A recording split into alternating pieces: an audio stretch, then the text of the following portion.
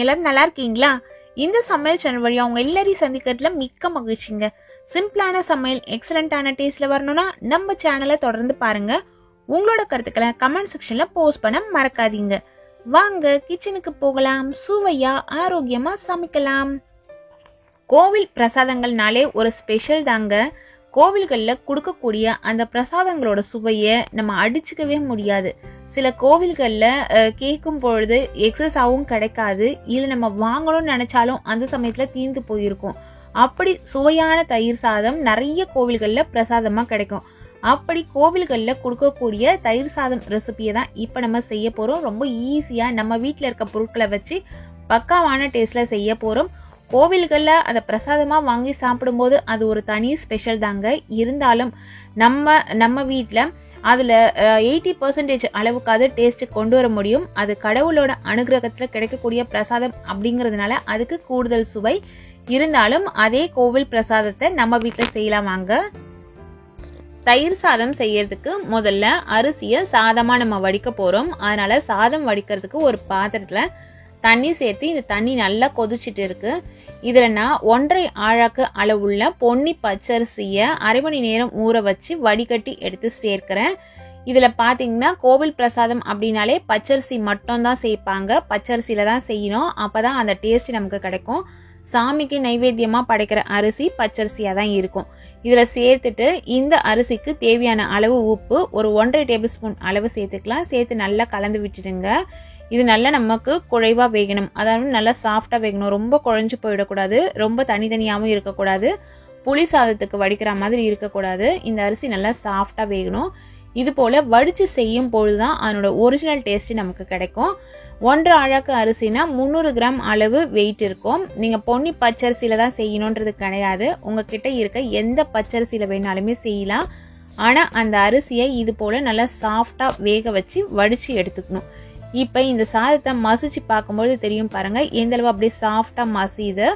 இது போல நல்லா வெந்த பிறகு இதை வடிச்சு எடுத்து வச்சுக்கோங்க. சூட்டோடையே நம்ம செய்ய ஆரம்பிச்சிடலாம்.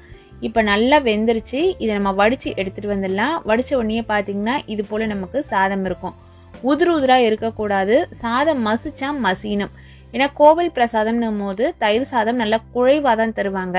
நீங்கள் வீட்டில் செய்யும் பொழுது எனக்கு குழைவாக சாப்பிட்டா பிடிக்காது அப்படிங்கிறவங்க வேணா கொஞ்சம் இந்த அரிசியை முன்னாடியே வடிச்சுக்கோங்க. ரொம்ப குழைவாக சிலர் சாப்பிட மாட்டாங்க, அதனால தான். இப்போ இதில் சூடு இருக்கும் பொழுதே 1 டீஸ்பூன் அளவுள்ள வெண்ணெய் சேர்த்துக்கோங்க. வெண்ணெய் பார்த்தீங்கன்னா சில வெண்ணெய் நல்ல மஞ்சள் கலரில் இருக்கும், சில வெண்ணெய் கொஞ்சம் வெள்ளை கலரில் இருக்கும். இது போல் வெள்ளை கலராக இருக்க வெண்ணெய் வாங்கி சேர்த்துக்கோங்க. இந்த வெண்ணெய் சேர்க்கும் பொழுதுதான் தயிர் சாதம் நல்லா வெள்ளை இருக்கும். சாதத்திலேயே ஏற்கனவே நம்ம உப்பு போட்டு வடிச்சோம். இப்போ தேவையான அளவு தூள் உப்பு கொஞ்சம் சேர்த்துக்கலாம். சாதம் வெதுவெதுப்பான சூட்டில் இருக்கு. இதில் நான் 200 ml அளவுள்ள காய்ச்சி ஆற வச்ச பால் சேர்க்கிறேன். தயிர் சாதம்னு சொல்வோம், ஆனால் அந்த தயிர் சாதத்தில் நிறைய அளவு பால் தான் இருக்கும். ஏன்னு பார்த்தீங்கன்னா பால் நிறைய சேர்த்து கலக்கும் பொழுது சீக்கிரமாகவே புளிச்சிடாது. பக்தர்கள் காலையிலேருந்து மதியம் வரைக்கும் வந்து வாங்குறாங்கன்னா அவங்க வந்து வாங்குற வரைக்கும் இதில் புளிப்புத்தன்மை அதிகமாகக்கூடாது அப்படிங்கிறதுனால நிறைய பால் போட்டு செய்வாங்க. நீங்கள் பால் நமக்கு இவ்வளவு வேணும்னு நினச்சிங்கன்னா அதுக்கு பதிலாக தயிரை கூட சேர்த்துக்கலாம். பால் ஆனால் நல்லா காய்ச்சி ஆற வச்ச பாலை சேர்த்துக்கோங்க. சேர்த்து நல்லா இதில் கலந்து விடணும். கலந்து விடும்பொழுது சாதத்தை மசிச்சா மாதிரியே கலந்து விட்டுக்கோங்க. திரும்பவும் சொல்கிறேன், சிலருக்கு சாதம் குழைவாக இருந்தால் பிடிக்காது.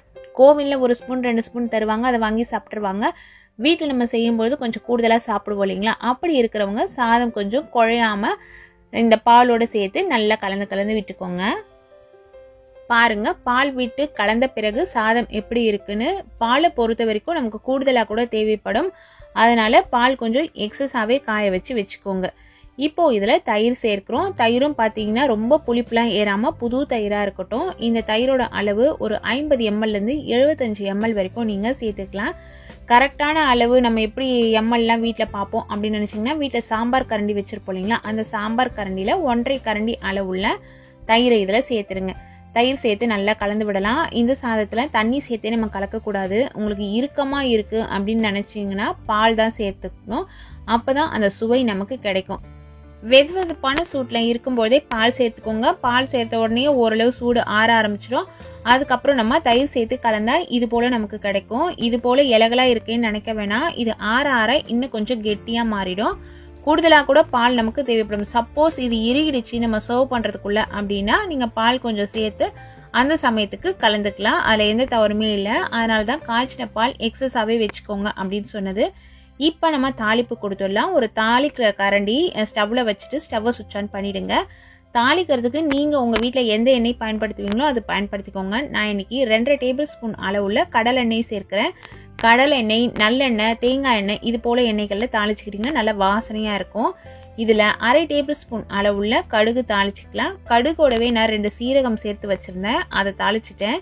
கடுகு நல்லா பொரிஞ்ச பிறகு 1.5 டேபிள் ஸ்பூன் அளவுள்ள உளுந்தம்பருப்பு சேர்த்துருக்கேன். அதில் சேர்த்த சீரகம் கொஞ்சமாக தான் இருந்தது, அதனால் 1/4 டீஸ்பூன் அளவுள்ள சீரகம் தனியாக இதில் சேர்த்தாச்சு. இதெல்லாம் நல்லா பொரிஞ்சு வரட்டும். தீயை நல்லா குறைச்சி வச்சுருங்க. லோ ஃப்ளேமில் வச்சு தான் இந்த பருப்பெல்லாம் நம்ம வறுக்கணும். இதில் 1/4 டீஸ்பூன் அளவுள்ள பெருங்காயத்தூள் சேர்க்கணும்.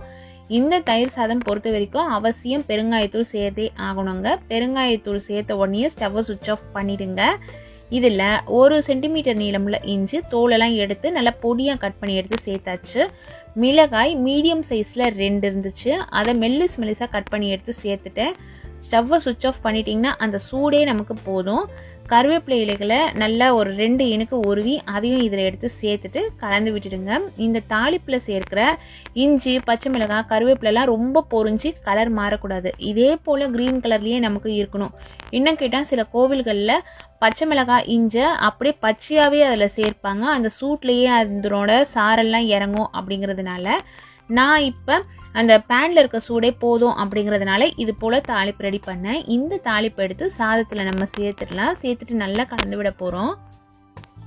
இந்த தாளிப்பு சாதத்தில் நல்லா ஃபுல்லாக கலந்து வரணும். இந்த தாளிப்போட வாசனை, அந்த இஞ்சி, பச்சை மிளகாய் எல்லாமே சாதத்தில் எல்லா பக்கமுமே நல்லா கலந்து வரணும்.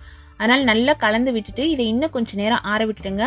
ஆறின பிறகு இதில் 1 கைப்பிடி அளவுள்ள மாதுளையை இது போல் முத்துக்களாக பிரித்து அதை எடுத்து சேர்த்துட்டு கொத்தமல்லி இலைகள் ஒரு 4 டேபிள் ஸ்பூன் அளவு நல்லா பொடியாக கட் பண்ணி எடுத்து அதையும் இதில் சேர்த்துட்டு நல்லா கலந்து விட்டுடுங்க.